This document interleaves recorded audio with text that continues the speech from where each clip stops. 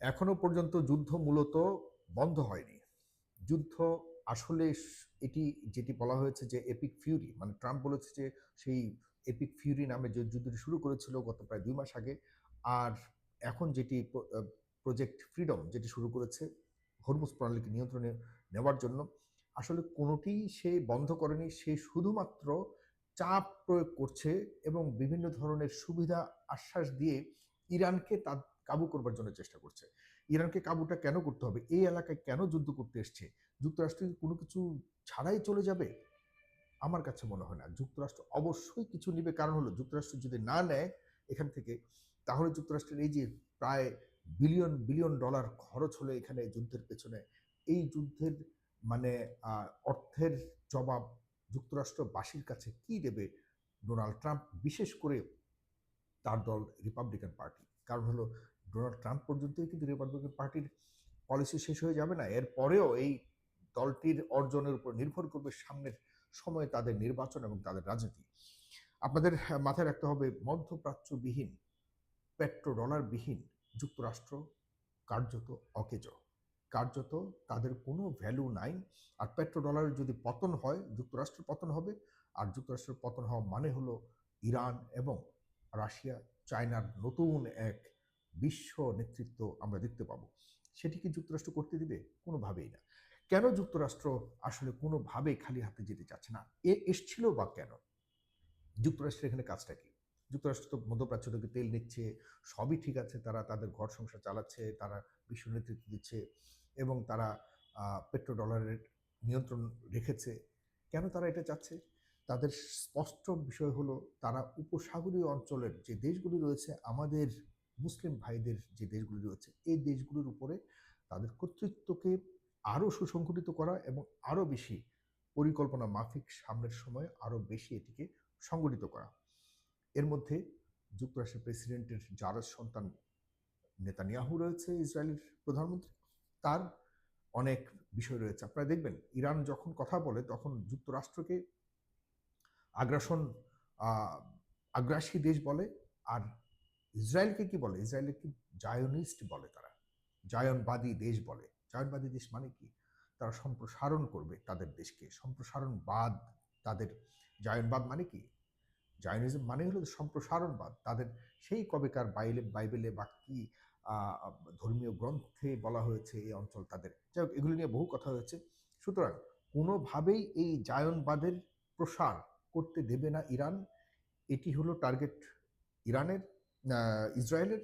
আর যুক্তরাষ্ট্রের কাছে যে দেশগুলি নিজেদেরকে অলরেডি আত্মসমর্পণ করে বলে রেখেছে যে তোমরা আমাদেরকে সবসময় নিরাপত্তা দিবা, আমরা আমাদের পারিবারিক যে ঐতিহ্য রয়েছে, পারিবারিক শাসন ব্যবস্থা রয়েছে, সেটিকে আমরা কোনোভাবে হাতছাড়া করতে চাই না, কারণ এখানে আমাদের একমাত্র ভয় ইরান। সুতরাং ইরানকে যদি মানে ইউরেনিয়াম সমৃদ্ধকরণ থেকে পেছানো যায়, অথবা আণবিক বোমা বা পরমাণু বোমা মুক্ত করা যায়, তবেই এই উপসাগরীয় অঞ্চল এর বা উপসাগরীয় দেশগুলি মুক্ত বলে নিজেদেরকে মনে করে। এখন কথার কথা, যদি খালি হাতে যায়, কেন যুক্তরাষ্ট্রকে এই দেশগুলি চাঁদা দিয়ে চলবে? কেন এই যুক্তরাষ্ট্রকে এই দেশগুলি বিলিয়ন বিলিয়ন ডলার দেবে? একটা স্বাভাবিক প্রশ্ন, রাইট? খালি হাতে তুমি ফিরবা এই অঞ্চল থেকে, আমাদের কথা ছাড়া তুমি হঠাৎ করে যায়। দেখেন গতকালকে কি হয়েছে, কুয়েত এবং সৌদি আরব কি বলেছে যে আমরা আমাদের দক্ষিণাঞ্চলে যে বিমানবন্দর রয়েছে সেটিকে আমরা ব্যবহার করতে দিব না, কারণ প্রজেক্ট ফ্রিডম তোমরা আমাদেরকে জিজ্ঞাসা করা ছাড়াই তোমরা শুরু করেছো। কুয়েত এবং সৌদি আরব কিন্তু আকাশপথ এবং স্থলপথ ব্যবহার করতে দিবে না বলে সাফ জানিয়েছে যুক্তরাষ্ট্রকে, যে তোমরা এখন আবারও আমাদেরকে ব্যবহার করে করতে দিবে, এটা আমরা করতে দিব না। কারণ হলো যেই পরিকল্পনার অংশ হিসেবে ইরানের উপরে হামলা করা হয়েছে সেটি এখনো পর্যন্ত অর্জিত হয়নি। কারণ পেছনে তো ওনারাই আছেন। ওনারা বলছেন যে তুমি হ্যাঁ কয়দিনে আমাদেরকে এখান থেকে ইরানের কাছ থেকে পরমাণু মুক্ত করে আমাদেরকে এই উপহার দিবা। ট্রাম্প বলছে বেশি না, ৪-৫ দিন লাগবে, ইরানকে আমি সম্পূর্ণ পরমাণু মুক্ত করে তোমাদেরকে আমি একদম তোমাদের নেতৃত্বেই সারা জীবন মধ্যপ্রাচ্য চলবে ব্যবস্থা করে দেব। সেটি হয়নি এবং সামনে হবে না, এটিরও এক বড় আশঙ্কা দেখা দিয়েছে।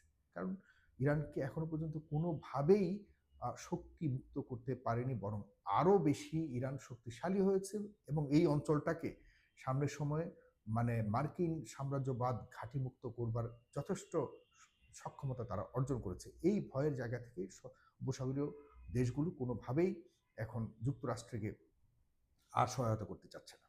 যুক্তরাষ্ট্রের সহায়তা ছাড়া যদি চলতে পারে তাহলে তো যুক্তরাষ্ট্র নাই হয়ে যাবে, এখন পেট্রোডলারের পতন হয়ে যাবে, স্বাভাবিক একটা হিসাব, রাইট?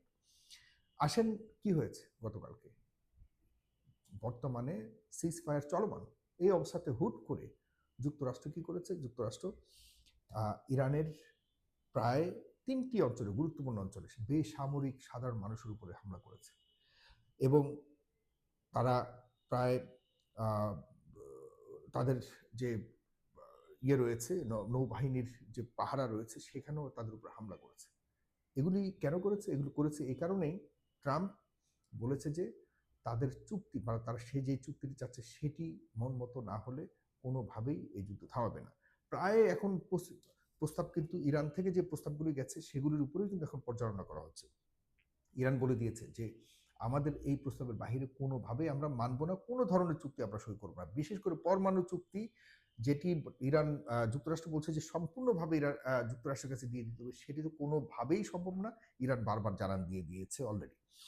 আর ইরান এর উপরে গতকালকে যখন হামলা করেছে, ইরান পাল্টা ভয়ঙ্কর হামলা করেছে যুক্তরাষ্ট্রের জাহাজগুলি, যেসব জাহাজগুলি বর্তমানে অবরোধ করবার জন্য যুদ্ধ জাহাজগুলি যে রয়েছে সেই যুদ্ধ জাহাজগুলির উপরে ভয়ঙ্কর হামলা করেছে।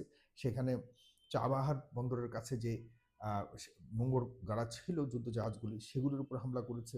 হরমুজ প্রণালীর উপরে যে যুদ্ধ জাহাজগুলি ছিল সেগুলির উপর হামলা করেছে। যদিও যুক্তরাষ্ট্র বলছে না, আমরা হরমুজ প্রণালীর উপরে আমাদের যে ডেস্ট্রয়ারগুলি রয়েছে সেগুলি খুব চমৎকারভাবে নিরাপদভাবে সে এখান দিয়ে পার হয়েছে, হরমুজ প্রণালী পার হয়েছে, যদিও এটিকে সম্পূর্ণভাবে মিথ্যে দাবি করেছে ইরান। আপনারা ভালো করে জানেন যে এই পর্যন্ত ইরানের কোনো স্টেটমেন্টকে কেউই মিথ্যা বলে প্রমাণ করতে পারেনি, অ্যাকসেপ্ট ট্রাম্প। ট্রাম্প কি বলেছে? ট্রাম্প বলেছে সবসময় যে ইরান যা বলছে সবই মিথ্যা। আদারওয়াইজ আর কোনো দেশ বা কেউ ইরানের কোনো স্টেটমেন্টকে মিথ্যা বলে প্রমাণ করতে পারেনি।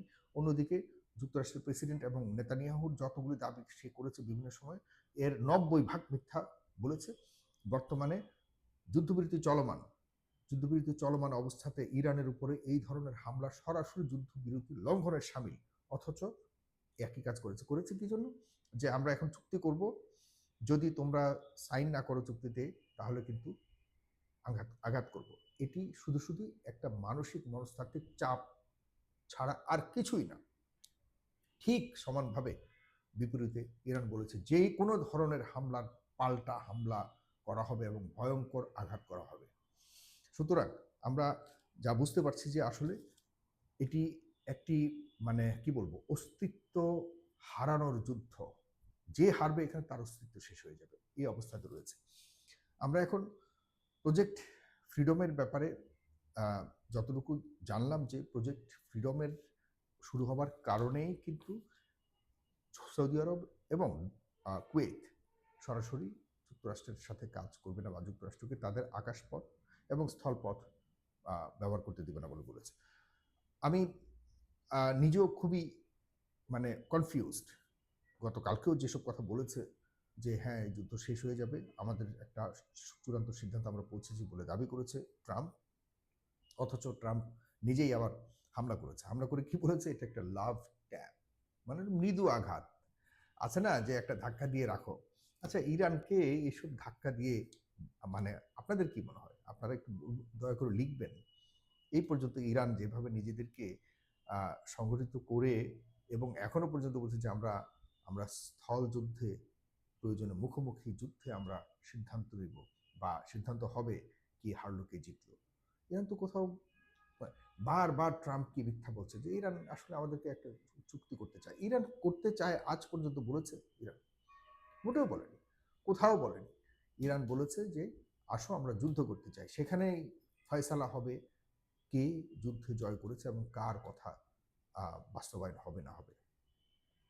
এখন যুক্তরাষ্ট্র ছেড়ে দে মা কেঁদে বাঁচির এমন একটা অবস্থায় রয়েছে। যুক্তরাষ্ট্র চাচ্ছে কোনো রকম ন্যূনতম একটু প্রাপ্তি নিয়ে এখান থেকে সরে যেতে। আদারওয়াইজ এই মধ্যপ্রাচ্যে যুক্তরাষ্ট্রের কোনো ধরনের খবরদারি আর কেউ মেনে নেবে না, বা কেউ আর ওই চাঁদা দিয়ে দিয়ে যুক্তরাষ্ট্রকে এখানে নিজেদের সেফটি সিকিউরিটির জন্য পাহারা দেওয়ার দিয়ে এখানে রাখবে, এটি আর কেউ করবে না। ঠিক আছে? এই হলো অবস্থা। আমরা বিশ্বাস করি বা আশা করি খুব দ্রুত এই যুদ্ধটির সমাধান বা যুদ্ধটির সমাপ্তি ঘটবে। আদারওয়াইজ যুক্তরাষ্ট্রের আর কোনো পথ নেই। ধন্যবাদ। শেয়ার করবেন।